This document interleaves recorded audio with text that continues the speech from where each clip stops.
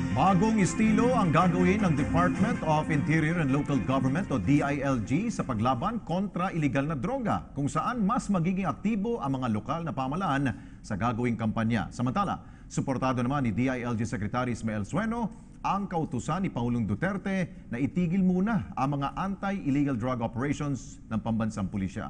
Si Lala Babilonia sa detalye.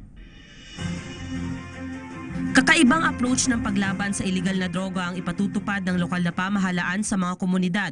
Inanunsyo ni DILG Secretary Mike Sueno sa paggunita ng ika-26 na anibersaryo ng PNP na magiging mas mahinahon na ang Oplan Tokha ngayon. Dadaanin na lang daw ito sa pakiusap, kung saan kakatok sa mga bahay ang mga kawani ng lokal na pamahalaan kasama ang mga miyembro ng pulisya.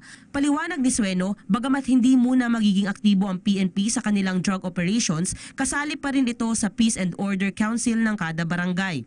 Makikipag-usap umano ang mga LGU sa mga bahay-bahay na maging drug-free ang bawat pamilya ng kinabibilangan nilang barangay. Samantala, suportado naman ni Sueno ang desisyon ni Pangulong Rodrigo Duterte na itigil muna ang anti-illegal drug operations ng PNP at tumutok muna ang hanay nito sa internal cleansing. Ani Sueno, dapat ay magsilbing hamon ito sa mga pulis na gawing maayos ang kanilang trabaho. Ang PNP sa drug operations, this is a great wisdom on his part, no?